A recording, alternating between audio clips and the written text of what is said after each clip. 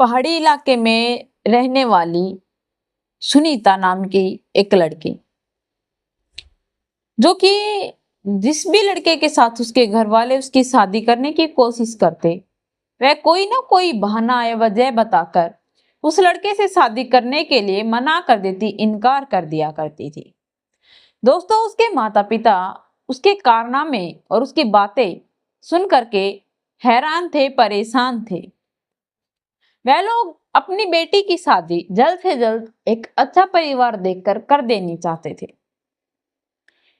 क्योंकि वह लोग नहीं चाहते थे कि दोस्तों वह कहीं ऐसा कोई कदम उठा ले जिसके अंदर उसके घर की इज्जत नीलाम हो जाए। माता पिता अपनी पूरी कोशिश करते हैं, उस लड़की के लिए एक अच्छे से अच्छा रिश्ता लेकर आते हैं, लेकिन लड़की जो कि बिल्कुल भी समझने के या मानने के लायक नहीं थी, वह हर वक्त अपने माता पिता पर डांट फटकार रखती थी, रोब जिमाती थी। उसके माता पिता भी मजबूर थे, क्योंकि उनकी वह एक लौती औलाद थी और उसे वह खोना नहीं चाहते थे।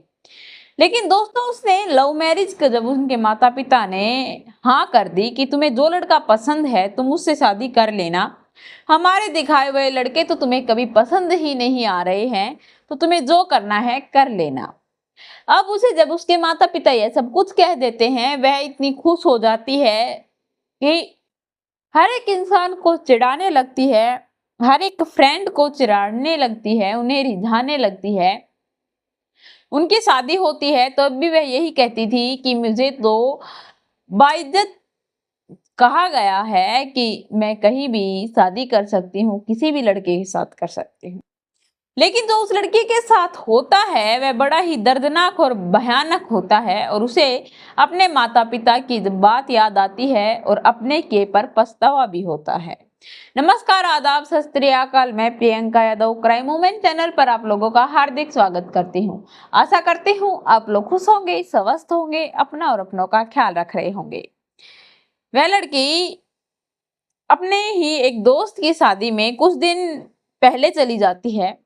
शादी पर उनको घूमने फिरने का भी बहुत कुछ ऐसे प्लान बनाए हुए थे। वह मुंबई घूमने के लिए जाती है, शादी मुंबई में थी। वह वहां पर एक लड़के से मिलती है, उसके माता पिता भी गए थे। वहां जाने के बाद शादी अटेंड करते हैं और उस लड़की को एक लड़का पसंद आ जाता है जिसका नाम बंटी था। बंटी जो कि बड़ा ही अजीब तरीके से बातचीत करता था, वह करना खन्नी या फिर कुछ भी ऐसी चीजें खाने का उस पर कोई भी रोक नहीं थी। वह हर चीज, गुटखा पान जो भी होता था सब कुछ नशा करता था। बड़े बड़े बाल कर रखे थे, एक नंबर का टपोरी टाइप का लड़का था। अंग्रेजी गाने सुनना, हर एक लड़की को फ्लर्ट करना, लाइन मारना उसका एक आदत सी थी। और उसी के अंदर वह पहाड़ी लड़की फंस जाती है।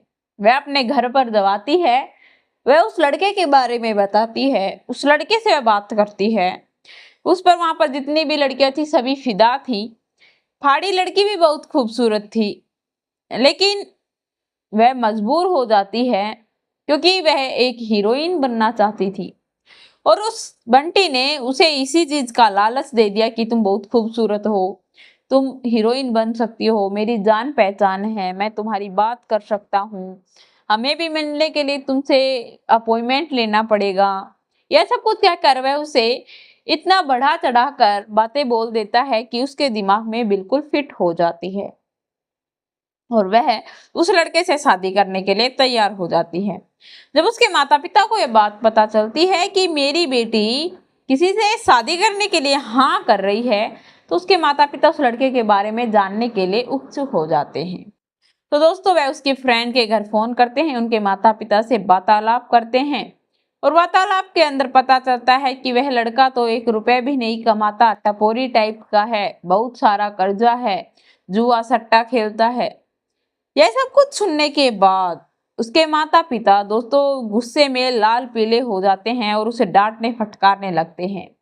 लेकिन वह लड़की कहाँ मानने वाली थी, वह खाना छोड़ देती। खुश रहना छोड़ देती है। न जाने कितने कितने कदम उठा लेती है, मरने के लिए चली जाती है। उसके माता पिता हार कर उस बंटी के साथ दोस्तों उसकी शादी फिक्स कर देते हैं और शादी करवा कर उसे मुंबई भेज दिया जाता है। अब वह वहां जाने के बाद बंटी से कहती है कि मुझे घूमने जाना है, फिरने जाना है, तो मुझे कभी घुमाने नहीं ले जाते। वह उसे शुरू शुरू के अंदर जब फर्स्ट टाइम जब उस लोगों की शादी हुई, फर्स्ट मंथ में वह उसे घर पर ही रखता, कुछ ना कुछ बहाने लगा देता। फिल्म इंडस्ट्री में जाने के लिए वह कहने लगी तो भी वह बहाने लगाने लगा कि आज हीरोइन को किसी ने आंख मार दी या फिर उसे छेड़ दिया, आज इंडस्ट्री में आग लग गई थी। कोई नया ना नया बहाना लेकर वह आता रहता था। उसके सास ससुर बहुत अच्छे लोग थे। वह उस लड़के को उसके बारे में सब कुछ बता देते हैं, लेकिन उसे विश्वास नहीं होता। तो दोस्तों अब धीरे धीरे बंटी दारू पीकर आने लगा, शराब पी कर आने लगा, उसके साथ मारपीट करने लगा। अब जो वे लड़की थी वह अपने माता पिता के पास फोन करती है, उनसे बातचीत करती है। बातचीत करने पर उसके माता पिता कहते हैं कि बेटा इतनी दूर हम तुम्हारी क्या हेल्प करें, हमने तुम्हें कहा था लेकिन तुमने हमारी बात कभी सुनी ही नहीं। लड़की जो कि कहती है कि माँ अब मैं पछता रही हूँ, मुझे अपनी गलती का पछतावा है, लेकिन अब मैं क्या करूँ। उसके माता पिता कहते हैं कि बेटा तुम हमारे से बहुत दूर हो, हम तुम्हारी क्या हेल्प कर सकते हैं। अगर तुम हमारे पास आना चाहती हो तो तुम हमारे पास आ सकती हो, कोई भी एतराज नहीं है, कोई टेंशन नहीं है। लेकिन वह उनके पास जाना नहीं चाह रही थी, क्योंकि इज्जत भी कुछ होती है। वह अपनी इज्जत बचाने के लिए उसके साथ ही रहना पसंद कर रही थी। वह एक उम्मीद में थी कि उसका पति कभी तो ठीक या सुधर जाएगा, यह सब कुछ छोड़ देगा। लेकिन अब उसे धीरे धीरे आसपास के लोगों से भी ये बातें पता चलती है। उसके बहुत ज्यादा पैसे कर्जा हो चुका था, जुआ सट्टा खेल खेल करके। उसके आसपास के जो लोग थे उन्हें पता चलता है कि गांव की लड़की है, पहाड़ी इलाके की, और लड़की बहुत शरीफ है, बहुत सुंदर है। तो वह उसे कहते हैं कि यार बंटी तेरे पास जो भी हम कर्जा मांगते हैं हम माफ कर देंगे, लेकिन तुम्हारी पत्नी को एक रात के लिए तुम हमारे पास भेज दो। वह हाँ भर देता है और अपनी पत्नी को लेकर वहां चला जाता है। वह उसे धोखे से लेकर जाता है, क्योंकि वह उसे बताता नहीं है कि तुम्हें मैं वहां लेकर जा रहा हूं जहां तुम्हारी किस्मत ही बदल जाएगी। या किस्मत बदल नहीं जाएगी बल्कि किस्मत नहीं, जिंदगी ही खराब हो जाएगी। दोस्तों जो वह उस घर से उसे लेकर जा रहा था तो उसके सास ससुर ने कहा कि बेटा इसकी कहीं जान पहचान नहीं है, यह पैसों के लिए तुम्हें कहीं भी बेच सकता है। लेकिन जो लड़की थी वह कहती है कि नहीं माँ आप गलत सोच रहे हो, आज यह हमें काम दिलवाने के लिए जा रहा है, मैं आज के बाद शायद हीरोइन बनकर ही आऊं। वह कहता है कि वहां पर कुछ लोग तुम्हारे साथ न जाने क्या क्या करेंगे तुम्हारा इम्तिहान लेने के लिए, लेकिन तुम्हारा सब्र का बांध तुम तोड़ना मत। वह उसे लेकर जाता है, एक ऐसे फ्लैट में लेकर जाता है जो जहां पर कोई नहीं था, सिर्फ दो इंसान बैठे थे। वह जानने के बाद वह उससे पूछते हैं कि तुम किस हीरो के साथ काम करना चाहती हो, किस हीरो को सबसे ज्यादा पसंद करती हो। तो वे लोग पूछते हैं तो वे कहती है क्या आप लोग मुझे किसी भी हीरो के साथ काम करवाने के लिए तैयार हैं। तो वे कहते हैं कि हाँ तुम हो इतनी खूबसूरत और तुम्हारे अंदर अगर टैलेंट हुआ तो शायद हम तुम्हें किसी भी हीरो के साथ काम करने के लिए अनुमति दे सकते हैं, उस हीरो से बात कर सकते हैं। तो दोस्तों वह लड़की खुश हो जाती है और वह लोग उसके पास बैठते हैं और एक रूम में लेकर जाते हैं, एक बेड के ऊपर उसे लिटा देते हैं, लाइट ऑन करते हैं और उसको यहाँ वहां से छूने लगते हैं। पहले तो वह सोचती है यह लोग तुम्हारा इम्तिहान ले रहे हैं, लेकिन धीरे धीरे कुछ ऐसी हदें पार होने लगी, उसे ऐसा लगने लगा कि ये सब कुछ ठीक नहीं है। वह उन लोगों के साथ लड़ाई करने लगती है, झगड़ा करने लगती है और कहती है कि मेरे पति को बुलवा दो, आप लोग जो कर रहे हो वह बिल्कुल गलत है। तभी वह लोग देखते हैं, हाँ, उस मामले को सुलझाने की कोशिश करते हैं, लेकिन लड़की थी जो कि मानने को तैयार नहीं थी। बाहर बंटी उसका बैग लेकर बैठा था वह लोग उसे बताते हैं कि तुम्हारे पति ने हमसे 2 लाख रुपए ले रखे हैं और हम वह 2 लाख रुपए छोड़ने को तैयार हैं, सिर्फ और सिर्फ तुम्हारे लिए। तुम्हारा पति तुम्हें लेकर ही इसी काम के लिए ले आया है। कोई हीरोइन नहीं बनने वाली तुम। यह सब कुछ सुनने के बाद उसके तो पांव तले से जमीन खिसक जाती है, दिल टूट जाता है।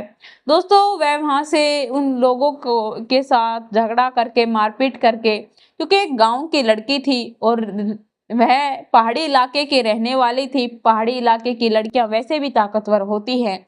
उनको मारपीट कर वह वहां से फरार हो जाती है। वहां से एक ऑटो पकड़ती है, सीधा घर पहुंच जाती है।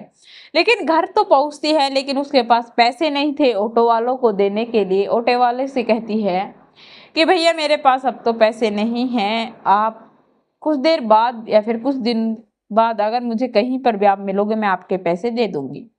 पैसे 200 हो चुके थे। उसकी कंडीशन देखकर कहता है कि ठीक है दीदी, बहन जी, अगर आपको तब भी पैसे मिले आप मुझे दे देना। वह वहां से चला जाता है। जाने के बाद वह अपने घर पहुंचती है, अपने सास ससुर से सारी बात बताती है जो उसके पति ने उसके साथ की। उसके सास ससुर भी उसके पक्ष में थे। वह अपने बेटे को बुरा भला कहने लगते हैं और उसके आने की राह देखने लगते हैं। वह आने के बाद उसके ऊपर टूट पड़ते हैं, लेकिन वह किसी को कुछ नहीं कहता, बल्कि यह मनगढ़ंत कहानियां बता देता है कि यह मैं इसे वहां पर ऑडिशन दिवाने के लिए लेकर गया था और यह कहने लगी कि मैं कुछ भी कर सकती हूँ, किसी भी हद तक जा सकती हूँ और ये मुझे बदनाम कर रही है। तो यह बात वह लड़की सुनती है, उसे गुस्सा आ जाता है। वह बंटी पर टूट पड़ती है और उसे लात गुस्सों से तब तक मारती है तब तक उसका जी नहीं भर जाता। मारने के बाद वह घर से निकल लेती है, अपने सास ससुर से कुछ पैसे लेकर, और वहां से जाने का निर्णय ले लेती है। उसी ऑटो वाले के पास वह फोन करती है, उसके नंबर ले रखे थे, और कहती है कि भैया आप अपने पैसे लेकर जाओ। वह वहां पर उस तरफ उस एरिया के अंदर उसका कोई काम नहीं था, लेकिन वह फिर भी जाता है कि चलो मिल लेंगे, बात कर लेंगे। ये सब कुछ कहकर वह उसको फिर से फोन करता है और कहता है कि मैडम, जिस दिन मैंने आपको जहाँ उतारा था मैं वहीं खड़ा हूँ, आप यहीं आ जाइए। वह उसके पास जाती है, रोते रोते उसे पैसे देने लगती है। तो वह पूछता है कि मैडम क्या हुआ, आप रो क्यों रही हैं? तो वह बताती है कि मेरे साथ ऐसे ऐसे हुआ। वह कहता है कि आप एक काम कीजिए, बैठिए, हम पार्क में जाकर आराम से इत्मीनान से बात करते हैं। वह जाकर वहां बैठते हैं और एकांत के अंदर वह बात करते हैं। वह लड़का उसकी पूरी बात सुनता है। उस लड़के का नाम सुशांत था। सुशांत उसकी सारी बात सुनता है और वह लड़की रोए जा रही थी और एक ही बात कह रही थी कि प्लीज तुम मुझसे एक हेल्प कर दो। अगर तुम मुझ पर रहम खा रहे हो, मुझे कोई काम दिलवा दो, छोटा दिलवाओ या बड़ा, मुझे उससे कोई फर्क नहीं पड़ता, लेकिन मैं अपने पैरों पर खड़ा होना चाहती हूँ। तो वह कहता है कि मैं आपको काम तो दिलवा दूंगा, लेकिन जो आप बातें बता रही हैं उसके हिसाब से आप अपने पति को अगर छोड़ दोगे तो ही ठीक रहेगा, क्योंकि ऐसे इंसान के साथ रहने का कोई फायदा नहीं, कोई मकसद नहीं। वह कल भी तुम्हारे साथ कुछ कर सकता है। यह सुनने के बाद वह कहती है कि मैं अपने पति को तलाक दे दूंगी, मैं उसके साथ अब रहना नहीं चाहती। यह सब कुछ सुनने के बाद वह उसे एक हॉस्पिटल के अंदर काम दिलवा देता है। 12th उसने कर रखी थी, पढ़ी लिखी थी, इसीलिए वह वहां पर उसे काम दिलवाने के बाद अब वह अपने तनख्वाह से, पैसों से एक रूम भी ले लेती है। उसकी मजबूरी थी उसी घर के अंदर रहना। अपने सास ससुर का आशीर्वाद लेकर और अपने पति को डिवोर्स देकर वह वहीं पर रहने लगती है। अपने सास ससुर से वह यह भी बताती है कि एक लड़का है जिससे मैं बहुत बातें करती हूँ, वह मेरा सबसे अच्छा दोस्त बन गया है, उसने मेरी बहुत हेल्प की है।